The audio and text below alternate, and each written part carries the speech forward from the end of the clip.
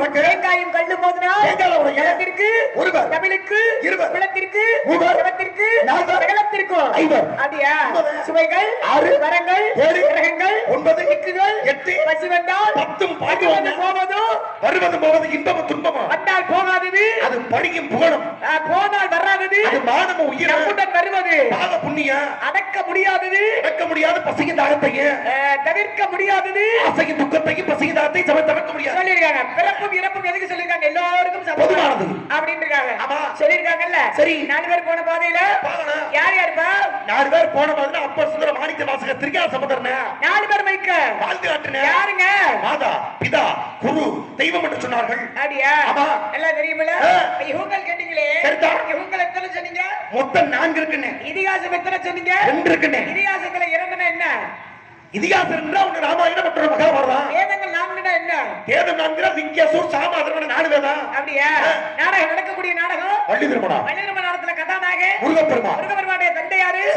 சிவபெருமானுக்கு எத்தனை முகங்கள் உண்டு 5 முகம் என்னென்ன முகங்கள் ஈசானம் தத்புருஷம் அகோரம் வாமதேவம் சத்தியோத்தரம் சொல்லக்கூடிய 5 முகம் எதை கேட்டாலும் சொல்லுவீரா சொல்லத்தன கூடி வந்திருக்காங்க அப்படியா ஒரு சின்ன விஷயம் எப்படிப்பா கேள்வி ஆரம்பிக்கலாம்ல கேள்வி கலையில தொடுக்க கேள்விதான் கேட்டுக்கிட்டு இருக்கேன் ஆனா இப்படி பதில் சொல்ற ஆள எனக்கு ரொம்ப ரொம்ப பிடிக்கும் ஆமா ஏன்னா நல்ல அருமையா நம்ம கேட்கிற கேள்விகளா அப்படி பதில கொடுத்துக்கிட்டே வரணும் நாங்க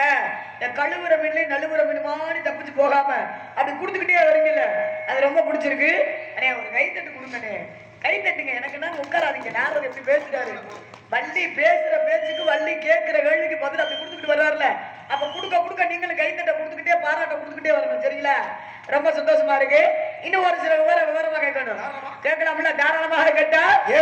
அறிவாளி சேர்ந்தா எத்தனை பாதை அறிவாளிக்கு 3 பாதைகள் அறிவாளி முட்டாளி சேர்ந்தா 2 பாதைகள் முட்டாளி சேர்ந்தா ஒரே பாதை அப்படின்னு சொல்லிருக்காங்க அப்படிதானே சபை அறிந்து பேசு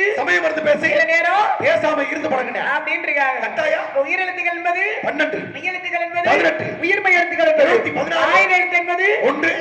வல்லினம் என்பது கசரத்தபர வெள்ளினம் என்பது எங்க நம்மன இடையினம் என்பது வல்லினம் என்பது தா வல்லினம் என்பது மீ இடையினம் என்றால் இல் என்று சொன்னா மூன்றை சேர்க்கும் பொழுது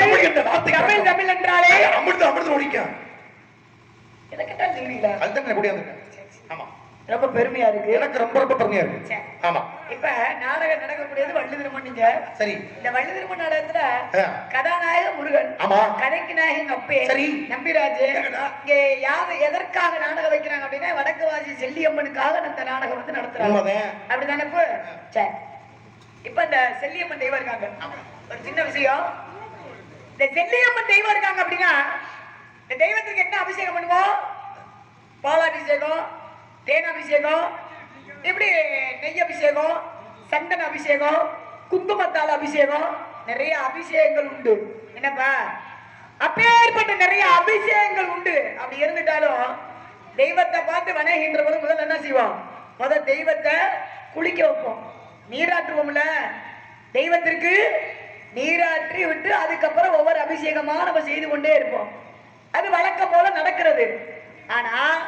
நல்லா எல்லாரும் கேட்டுக்கோங்க